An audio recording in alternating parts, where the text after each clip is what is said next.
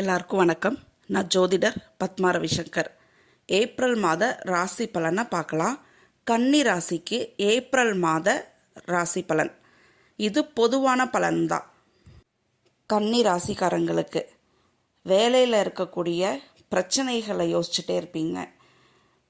வேறு வேலை ட்ரை பண்ணலாமா, வேறு வேலை இன்க்ரிமெண்ட் கேட்கலாமா, ஏதாவது சொந்தமாக பிஸ்னஸ் பண்ணலாமா, பிஸ்னஸ் பண்ணிட்டு இருக்கக்கூடியவங்க அடிஷ்னலாக இன்னொரு பிஸ்னஸ் பண்ணலாமாங்கிற யோசனைகள்லாம் இருக்கும். இந்த மாதம் அதுக்கான ஏற்ற மாதம் கிடையாது.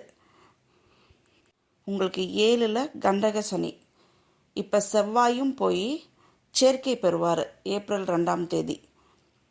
சூரியனும் ஃபஸ்ட் ஆஃபில் அங்கே இருக்கக்கூடிய அமைப்பு. இது எல்லாமே என்ன பண்ணுன்னா கணவன் மனைவியிடையே கருத்து வேறுபாடை கொடுத்துரும். டாமினேட் பண்ணிகிட்டே இருப்பீங்க மாற்றி மாற்றி.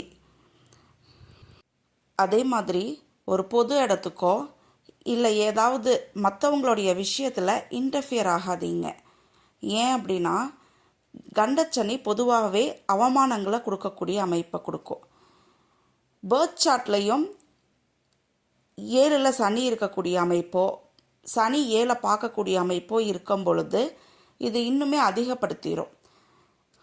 இப்போ கரண்ட்டாக சனி உங்களுக்கு கன்னி ராசிக்கு 7ல் இருக்கக்கூடிய அமைப்பு கூட செவ்வாயும் சேர்க்கை பெற்று சூரியனும் இருக்கக்கூடிய அமைப்பு. ஃபஸ்ட் ஆஃபில் யாருக்காவது அட்வைஸ் பண்ணுறீங்கன்னா உங்களை இங்கே அவமானப்படுத்தி பேசக்கூடிய அமைப்பெல்லாம் கொடுத்துரும்.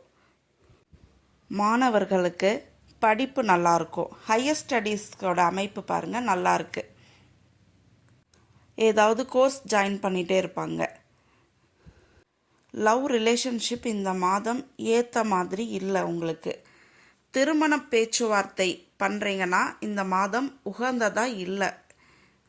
7லேயே உங்களுக்கு இத்தனை கிரகங்கள் இருக்கும் பொழுது ஒரு பேச்சில் நிதானம் இருக்காது. நீங்கள் ஒரு குடும்ப விஷயத்தை பேசுகிறீங்க, திருமணத்துக்காக பேசிகிட்டு இருக்கீங்கன்னா ஒரு நிதானம் இருக்காது உங்களுக்கு.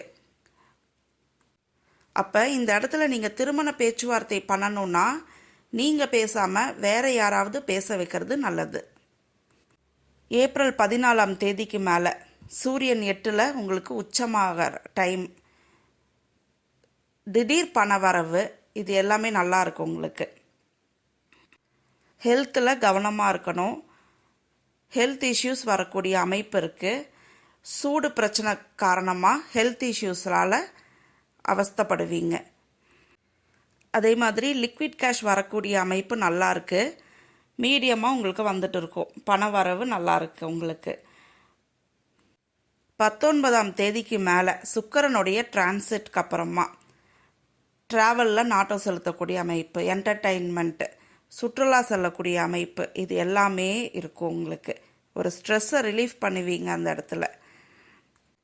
இந்த மாதம் நிதானமாக பொறுமையாக ஹெல்த்தை கேர் பண்ணிக்கிட்டிங்கன்னா உங்களுக்கு இந்த மாதம் நல்லாயிருக்கும்.